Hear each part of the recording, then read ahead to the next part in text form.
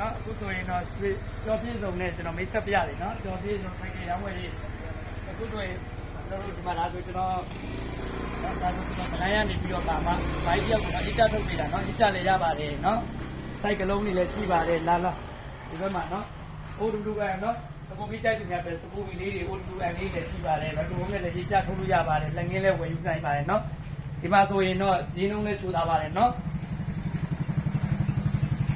အခုဆိုရင်တော့သုံးပေါ်လာတာလေးတွေနော်စိုက်ကလုံးလေးတွေစုံရှိပါတယ်နော်စုံရှိပါတယ်ဒီဘက်မှာဆိုလို့ရှိရင်တော့ဒါလေးတွေကမြူးစနစ်တို့ကာမတ်တို့နော်ကာဗနာဝီလေးလည်းရှိပါတယ်နော်ဒီကိုလာဝယ်ကြပါအားပေးကြပါဒါဆိုလို့ရှိရင်ကျွန်တော်ကြော်ပြေးစုံပေါ့နော်ကြော်ပြေးစုံကျွန်တော်မုတ်ပလဲရွာမှာမြင့်ငယ်နော်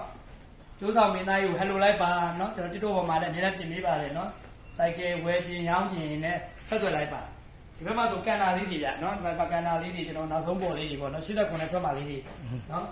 ဒီဘက်မှာရုပ်ဆိုးတိုက်သူများတော့လားဒီဘက်မှာရုပ်ဆိုးတိုက်သူများတော့မစတီလာပြောင်းလေးတွေနော်ကန်နာလေးကူးလေးလည်းရှိပါတယ်ခင်ဗျာနော်မရှရန်လေးတွေတစ်ထွက်ပါတယ်နော်ဝန်တန်းရှရန်လေးလည်းထွက်ပါတယ်ခင်ဗျာနော်ဒီဘက်ကဆိုတော့လော်ချာနော်လော်ချာလေးလည်းတစ်ထွက်ပါတယ်ခင်ဗျာနော်ကဲကြော်ပြေဆုံးနော်ကျွန်တော်တို့မြင့်ငယ်